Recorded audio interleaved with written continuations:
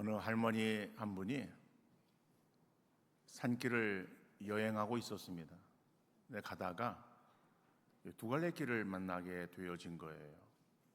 그래서 어느 길을 가야 될 것인가를 생각하다가 하나님께 기도해야 되겠다. 그리고 하나님께서 어떻게 인도하시는지 그 인도하심을 따라야 되겠다라고 그렇게 이제 기도를 이제 했습니다. 하나님, 지금 두 갈래 길이 있는데 어느 길로 가야 될지 하나님께서 인도하시는 대로 제가 갈 텐데, 제가 가지고 있는 지팡이를 가운데 놓고서 그리고 그 지팡이가 쓰러지는 대로, 그리고 거기가 하나님께서 인도하시는 길인 줄 알고 가겠습니다. 기도를 했어요. 그래서 이제 눈을 뜨고선 그 지팡이를 가운데 딱 놓고서 여기 지팡이를 딱 놨어요. 지팡이가 이제 한쪽으로 쓰러지겠죠? 근데 오른쪽으로 쓰러진 거예요. 그러니까 오른쪽으로 쓰러지니까는 그 지팡이를 다시 잡고서 그걸 다시 하는 거예요. 그러니까는 또 오른쪽으로 또 쓰러졌어요. 그래도 3-4번이지. 그러고서 이제 또 했는데 왼쪽으로 쓰러졌어요. 이 할머니 마음은 처음서부터 자기는 왼쪽으로 가기를 원했던 거예요. 근데 지팡이가 오른쪽으로 쓰러지니까는 그래서 거기에 따르는 것이 아니라 자꾸 그 지팡이를 다시 반복해서 쓰러뜨려서 결국 왼쪽으로 쓰러질 때에 이 할머니의 생각은 하나님께서 역시 왼편으로 가라고 하시는구나, 그런 마음을 가지고 왼편으로 갔다는 거예요. 여러분, 이것이 그저 그냥 그 할머니의 그냥 이야기로 우리가 그냥 웃고 넘길 만한 그러한 일이겠는가라고 하는 것입니다. 오늘 우리의 신앙의 삶에 있어서 이러한 모습들이 혹시 발생하고 있지 아니하는지를 우리 한번 돌아보는 여러분들 되어질 수 있기를 바랍니다. 우리가 어떠한 일을 이제 행하려고 할 때에 그럴 때 우리가 기도를 합니다. 그리고 또 그런 일로 갈등하는 우리 옆에 있는 성도들을 향해서 또 우리가 권면할 때에 성도님 아니면 집사님 기도하세요. 기도해 보세요. 하나님께서 어떻게 인도하시는지 한번 기도해 보세요 라고 이렇게 우리가 권면하기도 해요. 그런데 우리가 어떤 일을 행하려고 할 때에 그 기도를 한다는 것이 그저 내가 생각하고 내가 계획했던 그러한 것들에 대해서 하나의 그 기도를 통해서 그것이 하나님께서도 그렇구나라고 하는 그것에 자기가 계획한 그것을 하나의 어떤 하나님께 확인받고 또 그렇게 행해야 된다라고 하는 그것에 어떤 명분을 쌓기 위해서 기도를 해서는 안 된다는 거예요. 대부분의 사람들은 어떠한 일을 내가 행해야 될 것인가 라고 하는 그러한 부분에 있어서 그 일을 내가 어떻게 행하고 그리고 어떻게 시행하고 라고 하는 어떠한 그 계획에 대한 큰 그림을 가지고 있어요. 큰 그림을 가지고 그 다음에 기도를 시작하는 경우들이 대부분이에요. 여러분, 그러한 경우에 있어서 우리가 어떠한 사람들의 설득이나 또 하나님께서 우리를 통해서 말씀하시고자 하실 때에 하나님이 어떠한 그러한 그 말씀들이 우리 가운데에 설득되어지거나 우리에게 있어서의 어떠한 무슨 권면 통하지 않게 되어지는 거예요. 왜냐하면 우리가 이미 모든 것들을 계획해 놓았기 때문에 그런 것이죠. 그러니까는 올바른 기도라고 하는 것은 자기가 계획을 세워놓고 하나님께 결제받는 것이 아닙니다. 모든 것을 시행하기 이전에 하나님의 뜻을 묻는 그러한 우리의 기도가 되어야 될 줄로 믿습니다. 우리는 대부분의 많은 그런 사람들이 어떠한 일들을 시행할 때에 하나님의 뜻을 알기 위해서 기도하기도 하고 또 성경을 통해서 하나님의 뜻을 물으며 또 나가려고 할 때가 많이 있어요. 그런데 기도도 아까 말씀드렸듯이 자기의 모든 그런 것들을 다 계획을 세워놓고 그 계획이 그렇게 진행되어지는 것이 하나님의 뜻이다라고 하는 것을 어떠한 하나님께 확인받기 위해서 그래서 우리가 기도를 행해서는 안 되는 것이고 성경도 그렇습니다. 하나님께서는 이 기록되어진 성경 하나님 말씀을 통해서 우리에게 말씀하시기를 원하시는 거예요. 그래서 이 말씀은 다른 사람들을 위한 말씀이기도 하지만은 먼저는 나를 위한 말씀이에요. 그래서 우리가 하나님 말씀을 들을 때라든지 아니면 하나님 말씀을 읽고 묵상할 때에 그 말씀 속에서 내게 어떠한 것을 뜻하시는지 하나님의 그러한 그 음성을 듣는 여러분들 되어질 수 있기를 간절히 바랍니다. 근데 그 말씀이라고 하는 것을 우리가 내가 어떠한 일을 결정하기 위해서 사용하는 그런 어떤 도구로 전락시켜서는 안 되는 거예요. 사람들이 어떠한 앞일에 대해서 불안감을 가지고 있을 때 세상 사람들은 그것을 알기 위해서 또 그것을 말해주는 또 이야기해주는 그러한 어떠한 점집을 찾아가는 거예요. 그래서 어떻게 되어질 것인가를 묻는 그러한 경우들이 많이 있어요. 여러분, 우리가 신앙을 가지고 있다고 할 때에 우리의 신앙을 그런 어떠한 신앙으로 전락시켜서는 안 되는 거예요. 다시 말하면은 내가 어떠한 일을 행해야 되는데 과연 어떻게 행하는 것이 하나님의 뜻인가, 이것을 알기 위해서 그래서 성경을 이용해서는 안 된다는 거예요. 다시 말하면은 내가 지금 이것을 해야 되는데 하나님 어떻게 하면 좋겠습니까? 내게 말씀하옵소서. 그래서 내가 성경을 내가 접었다가 펼 때에 내게 보여지는 그러한 그 성경 말씀이 하나님께서 나에게 있어서 명하시는 하나님의 뜻을 알겠습니다 라고 성경을 펼쳐서 그래 거기에서 하나님의 뜻을 찾아 나간다는 것은 이것은 참으로 어리석은 일이고 또 해서는 안 되는 그러한 일이겠죠. 그러나 우리가 성경이라고 하는 것을 우리가 늘 읽고 그리고 그 말씀을 묵상해 나갈 때에 하나님께서는 이 말씀을 통해서 우리에게 늘 말씀하시는 거예요. 그래서 물론 이 말씀이 우리가 쉽진 않아요. 어려워서 어떤 경우에 있어서는 하나님 말씀을 이렇게 쭉 읽어 나가도 그 말씀의 어떤 의미를 깨닫지를 못하고 그러다 보니까는 그 말씀에서 하나님께 내게 말씀하시고자 하시는 그러한 그 어떠한 의미와 뜻을 우리가 분별하지 못하고 지나칠 때가 있습니다. 그럴 때는 어쩔 수 없이 그냥 지나치세요. 지나치고 읽어 나가다가 그 다음에 어떠한 말씀에 있어서는 이 말씀이 이런 것이구나, 이러한 이 말씀 속에서 하나님께서 내게 무엇을 하기를 원하시는 것이구나 라고 하는 것을 우리가 깨달음이 주어지는 경우들이 있어요. 그럴 때에 그 말씀 붙잡고 우리 기도하면서 그래서 그 하나님의 뜻을 이루어 드리는 우리의 신앙의 삶이 되어지는 우리 성도들 될 수 있기를 간절히 바랍니다. 근데 하나님 말씀을 보면은 우리가 그 말씀 속에서 하나님의 뜻을 우리에게 나타내 보이시는데 어떤 경우에 있어서는 그 말씀이 분명하게 우리에게 있어서 나타내는 하나님의 뜻을 우리가 찾을 수 있어요. 대표적인 것으로 데살로니가전서 5장 16절로부터 18절의 말씀, 우리가 잘 알고 있는 말씀이에요. 그 말씀은 어떤 말씀인가 하면은 항상 뭐예요? 기뻐하고 쉬지 말고 기도하고 범사에 감사하는 거예요. 그런데 이것이 뭐예요? 이는 그리스도 예수 안에서 우리를 향하신 하나님의 뜻이라고 말씀하는. 그러니까는 여러분 이렇게 분명하게 어떠한 성경의 한 부분을 통해서 그래서 이렇게 행하는 것이 너희를 향한 하나님의 뜻이다. 그러니까 하나님의 뜻이기 때문에 그렇게 너희들이 살아라라고 이렇게 말씀하는 그런 분명한 어떠한 우리가 알 수 있는 것으로 말씀하시기도 하지만 대부분의 그러한 그 말씀들은 우리가 정말 우리가 한번 이렇게 쭉 읽어서는 그 말씀의 의미를 깨닫지 못하는 경우들이다. 그래서 여러분 하나님의 말씀을 계속해서 읽으시고 그리고 또 묵상하시고 그 말씀이 어떤 의미를 알기 위해 더욱더 힘쓰신 여러분들 되어질 수 있기를 바랍니다. 오늘 본문의 말씀도 마찬가지예요. 본문의 말씀을 통해서 하나님께서 우리에게 또 어떠한 숨겨져 있는 그러한 그 어떠한 뜻이지만 그것을 우리에게 있어서 행하며 살아가기를 원하시고 계신다. 그러면은 오늘 본문은 우리에게 무엇을 말씀하고 있는가 다시 같이 한번 살피면서 주신 은혜를 함께 나누는 시간 되어질 수 있기를 바랍니다. 첫 번째로 주님의 재림은 분명한 사실이다라고 말씀하고 있어요. 다시 말하면 주님의 재림은 우리에게 있어서 약속하신 그 약속은 분명히 이루어진다라고 하는 거예요. 그래서 그 말씀이 오늘 본문 8절로 10절의 말씀 속에서 나타나고 있는 그러한 내용입니다.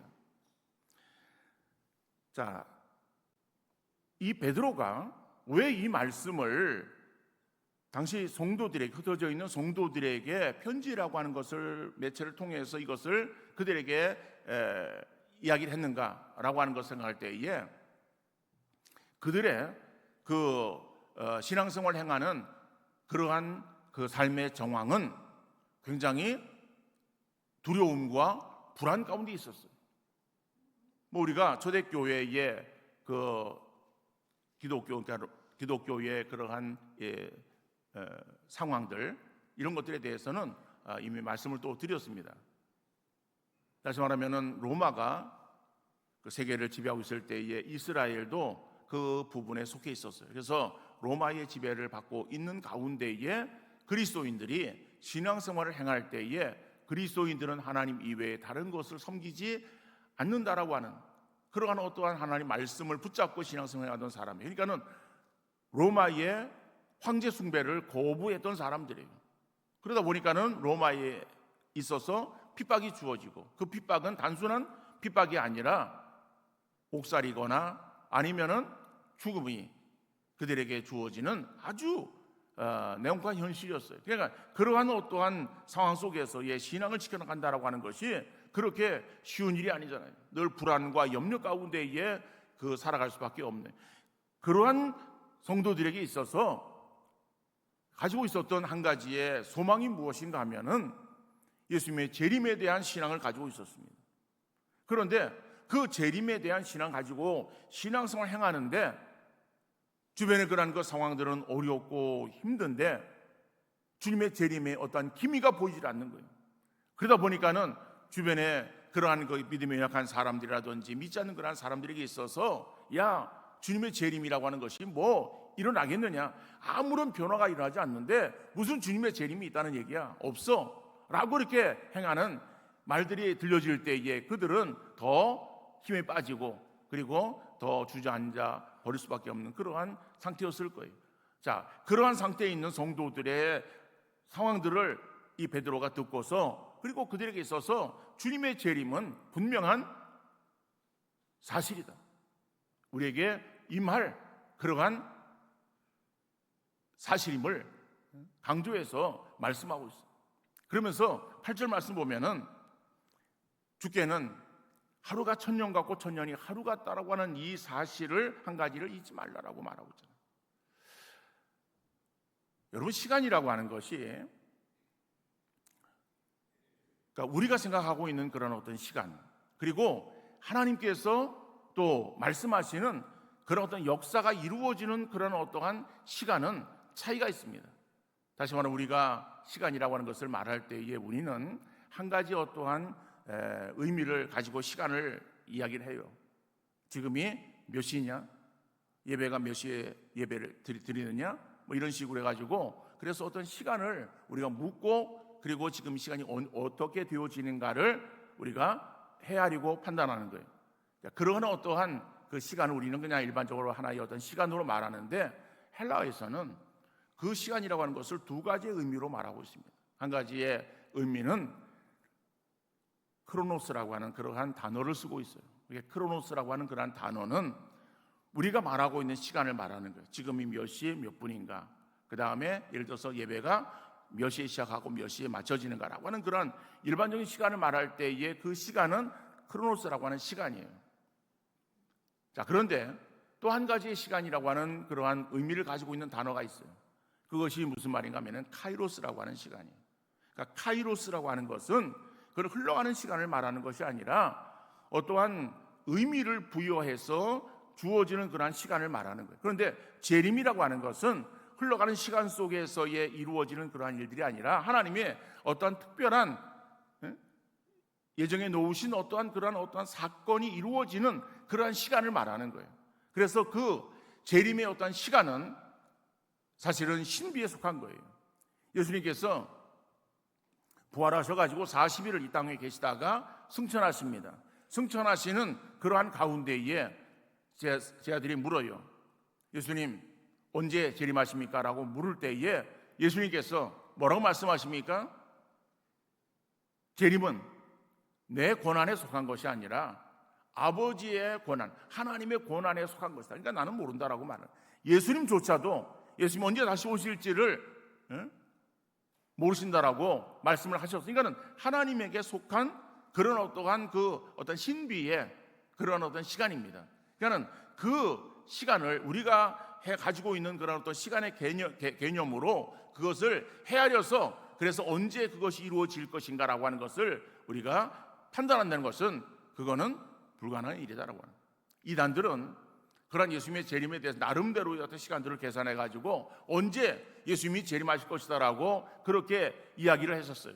근데 그러한 어떤 이단들의 행하는 그 시간들이 다 틀렸습니다. 우리도 92년도에 담임 선교에서 이미 그래서 한국 교회를 한번 휩쓸고 갔었어요. 자, 그런데 그 시간, 그러니까 재림의 시간이라고 하는 것을 오늘 성경은 뭐라고 말씀하고 있습니까? 그것을 주님의 계산 속에서의 하루가 천년 같고 천년이 하루 같은 그러한 하나님의 어떤 숨겨진 그러한 신비의 시간이다라고 말하는 거예요. 그러면서 그것이 분명하게 우리에게 임하는 것인데 어떻게 임하는가 하면은, 그래서 베드로는 어떻게 비유하고 있습니까?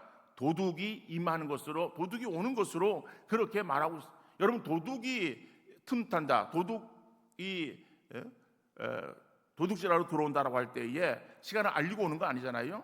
그러니까는 불현듯 오는 거예요. 우리가 생각하지 못했던 그러한 시간에 도둑이 오듯이 하나 어떤 비유적인 표현이에요. 예수님의 재림도 우리가 정말 깨어서 준비하고 있지 아니하면은 방심하던 그러한 사이에 불현듯 우리에게 재림이 임하게 되어질 것이다. 그러나 도둑이 임하듯이 주님의 재림이 우리에게 임하지만은 그러나 그 재림은 분명히 우리에게 이루어지는 그러한 사실이다라고 하는 것을 말씀하고 있는 거예요. 자, 그 때가 되어지면은 하늘이 큰 소리로 떠나가고 체질이 뜨거운 불에 풀어지고 땅과 그 중에 있는 모든 일들이 드러날 것을 말하는, 이것은 주님의 재림의 때가 되어질 때에 이것은 세상과 죄인에 대한 세상의 어떠한 준엄한 하나님의 심판을 말하는 거예요. 그러한 주님의 재림이 임하게 되어질 때에 세상에 대해서 어떤 죄인들에 대해서 주님의 심판은 아주 엄중하게 이루어질 것이다. 자, 그러니까 우리가 그런 어떤 주님의 재림의 시간을 모른다 할지라도 그 주님의 재림을 우리가 늘 기다리는 그러한 그 믿음으로 우리가 신앙생활 행해야 됨을 말하고 있는 거예요. 요한계시록 16장 15절 말씀 보면은 보라, 내가 도둑같이 오리니 누구든지 깨어 자기 옷을 지켜 벌거벗고 다니지 아니하며 자기의 부끄러움을 보이지 아니하는 자는 복이 있도다라고 말하는 거예요. 여러분, 주님의 재림이 우리에게 임하는데 언제 임하는지는 그건 하나님의 신비에 속해 있다. 그러나 우리에게 분명히 임하는데 도둑같이 우리에게 임하는 주의 재림의 때에 우리가 그것을 깨어서 준비하지 못하면은 우리가 부끄러움을 당할 수밖에 없다. 부끄러움을 당하는데 어떻게 비유해서 말하고 있는가 하면은 자기 옷을 지켜 벌거벗고 다니지 아니하며 라고 말하고 있는 거예요. 자, 여기서 옷이라고 하는 것은 성경에 우리의 믿음에 대한 비유로 말씀하고 있어요. 그래서 우리가 흰 옷을 입는다, 옷을 입는다 라고 하는 그러한 그 표현들은 믿음으로 준비하는 것을 말하는 거예요. 여러분, 우리가 옷을 입어야 우리의 부끄러움을 가릴 수 있는 것 아니겠습니까? 그런데 그 옷을 우리가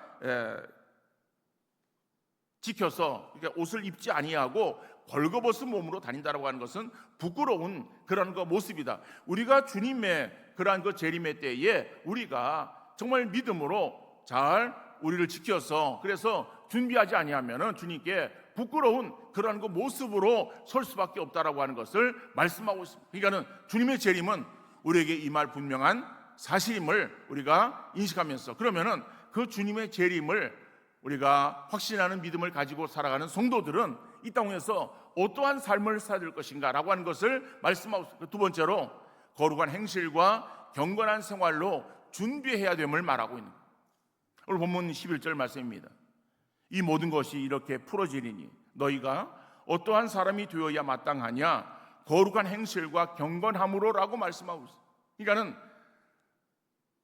요한계시록에서 말씀하고 도둑같이 임하는 주의 재림의 때가 우리에게 임하게 되어지는데, 그때에 우리가 깨어서 준비하지 못하고 옷을 우리가 제대로 준비하지 못하면은 부끄러움을 당할 수밖에 없다. 그래서 우리가 옷으로 우리의 부끄러움을 가려야 된다라고 말하는데, 그 옷이라고 말씀하고 있는 그런 그 부분을 오늘 본문은 어떻게 말씀하고 있습니까? 거룩한 행실과 경건함으로라고 말씀하고 있습니다. 그러니까 우리가 성도들이 마지막 때를 살아가는 우리의 신앙생활의 모습은 어떠한 신앙생활을 행해야 될 것인가? 거룩함과 경건의 신앙생활을 이루어가야 됨을 말씀하고 있는 거예요. 여러분, 우리 성도들에게 있어서 거룩과 경건이라고 하는 이 요소는 아무리 강조해도 지나치지 않은 거예요. 거룩이라고 하는 것, 우리가 어떻게 거룩을 이루어갈 수 있는가? 디모데전서 4장 5절 말씀 보니까는 하나님의 말씀과 기도로 거룩하여 짐이라라고 말하는 거예요. 우리가 거룩해질 수 있는 것은 단지 거룩한 척하는 것이나 어떠한 그 외식적인 어떠한 모습으로 거룩을 이루어가는 것이 아니라 내적으로 하나님 말씀과 기도로 거룩함을 이루어가야 됨을 말씀하고 있습니다. 다시 말하면 우리 그리스도인들의 삶은 세상에 믿지 않는 그러한 성도들의 삶과 달라야 된다는 것이죠. 그래서 역시 저 사람은 예수 믿는 사람이구나, 역시 다르구나, 이러한 소리를 들어야 되지, 아니 저 사람이 예수 믿는 사람이야? 아니 난 몰랐어? 라고 하는 그러한 소리를 듣는다면 그것은 부끄러운 모습이 될 수밖에 없는 것이겠죠. 여러분, 우리가 교회 안에서만 우리가 믿는 사람들끼리 우리의 모습 속에서의 믿음의 모습을 드러내기를 우리가 힘쓰는 것이 아니라, 물론 우리 안에서도 믿음의 모습을 드러내야 되겠지만은 그러나 세상 속에서 믿지 않는 그러한 사람들과 함께 거하면서 우리의 모습이 정말 다른 사람에게 있어서 저 사람 뭔가 좀 달라, 역시 믿는 사람이구나 라고 하는 그러한 칭찬의 소리를 들을 수 있어야 되겠다라고 하는 거예요. 요즘 보면은 이렇게 곳곳에 많은 사람들이 모이는 그런 곳이 있습니다. 예를 들어서 꽃이 이렇게 많이 피어 있는 그런 곳에 사람들이 또 꽃 구경하러 많이 모이기도 하고 그러죠. 관광지라든지 아니면은 또 운동을 하러 이렇게 사람들이 모인다든지 많은 사람들이 모이는 그런 곳에 보면은 역시 거기에 믿는 그러한 성도들도 많이 있어요. 거기 교육자들도 있을 수 있고 아니면은 직분자들도 있을 수 있어요. 근데 보니까는 정말 저 사람이 믿는 사람인가 의아해하는 그런 어떤 행동을 하던 사람인데, 근데 그 사람이 좀 가다 보니까 또 다른 어떤 사람 만나요.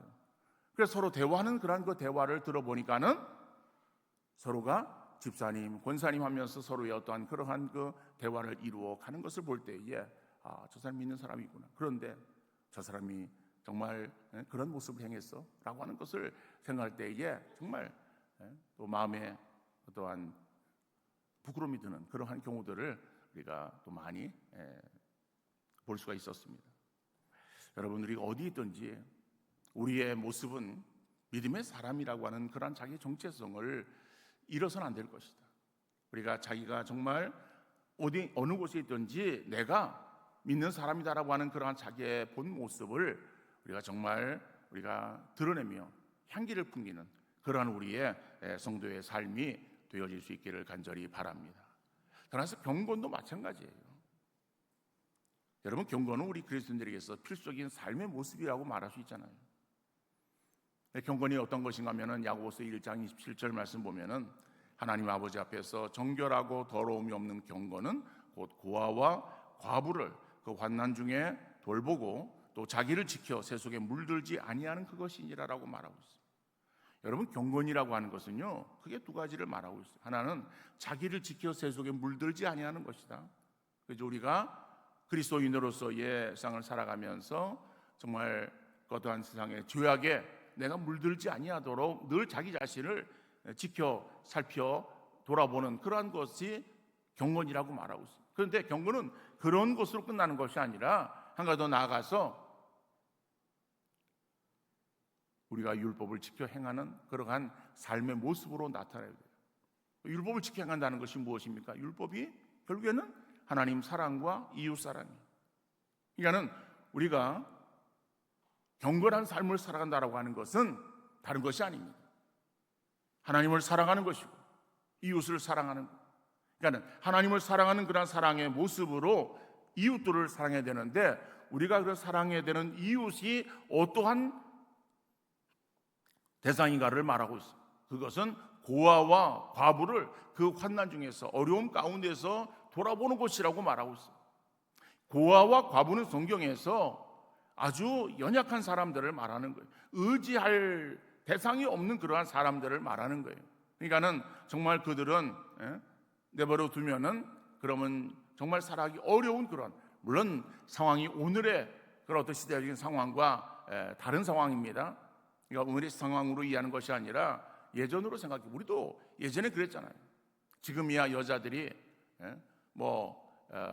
할 수 있는 일도 많고 또 해야 되는 그런 일들도 많이 있는 그런 세상이에요. 그래서 나가서 열심히 하면은 다 이렇게 돈도 벌 수 있고 또 모든 그러한 사회적 활동들도 할 수 있는 그런 세상이에요. 그런데 성경이 지금 말씀하고 있는 그런 세상은 오늘의 세상이 아니에요.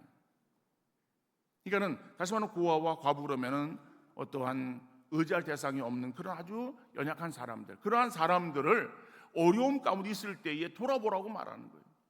다시 말하면 우리가 선을 행할 때에 내가 저 사람에게 어떠한 선을 행하거나 아니면은 내가 저 사람을 한 3번 도와주면은 저 사람도 나에게 한 번은 도움을 주겠지, 내지는 내가 저 사람을 도와주는 그러한 일들이 결국에는 어떠한 나의 이름을 드높이는 저 사람이 그런 사람이구나 라고 하는 것을 자기 이름이 드높여질 것이다 라고 하는 기대감을 가지고 그래서 선을 행하는 것을 말하는 것이 아니에요. 진정한 어떠한 선을 행하고 구제를 행하는 그러한 그 모습은 오른손에 행하는 것을 왼손이 모를 정도로 은밀한 가운데에 행하는 것을 말하는 거예요. 그럴 때에 다른 사람에게 있어서의 보상을 받고 다른 사람에게 있어서의 인정과 칭찬을 받는 것이 아니라 은밀한 중에 보시는 내 하나님께서 갚아주신다라고 말씀하는 거예요. 그러니까 하나님을 우리가 의식하면서 우리가 선을 행하는 것을 말하는 거예요.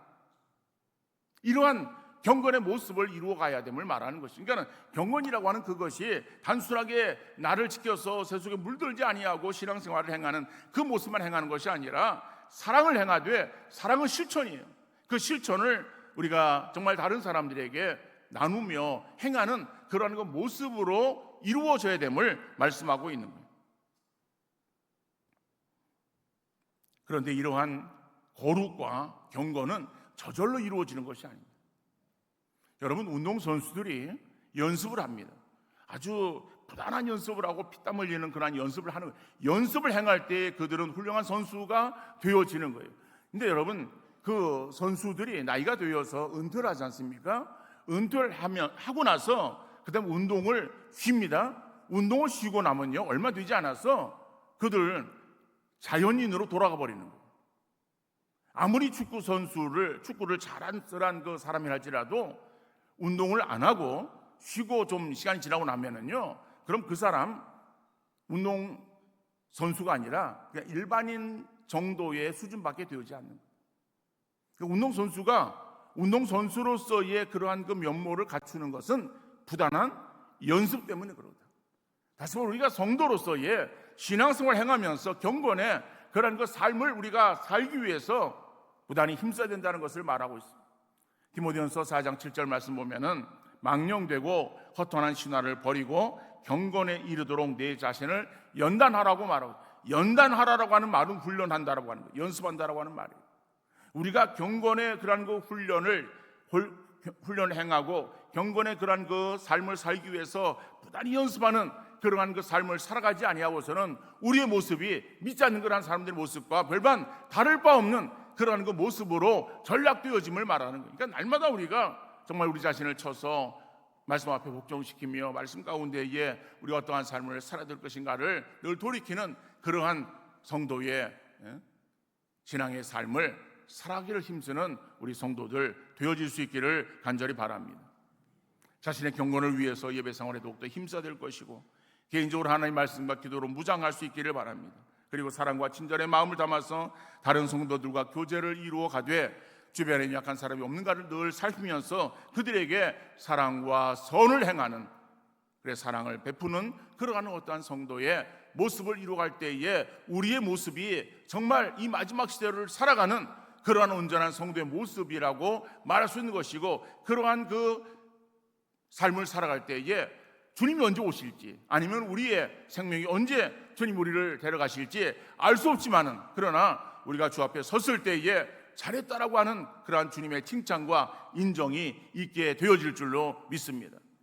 우리가 방심하다가 불현듯 마지막 순간을 당함으로 인해서, 그래서 정말 주 앞에 부끄러움을 당하는 그런 우리의 성도의 모습이 아니라, 정말 준비되어진 그러한 가운데에 정말 주님께서 인정하시는 아름다운 그러한 삶을 살아가기를 힘쓰는 우리 모든 성도 다 되어질 수 있기를 주님 이름으로 축원합니다. 거룩하시고 사랑이 풍성하신 하나님 아버지, 거룩한 주일 예배드릴 수 있도록 인도하시며 오늘도 말씀을 통해서 우리에게 주의 뜻을 우리에게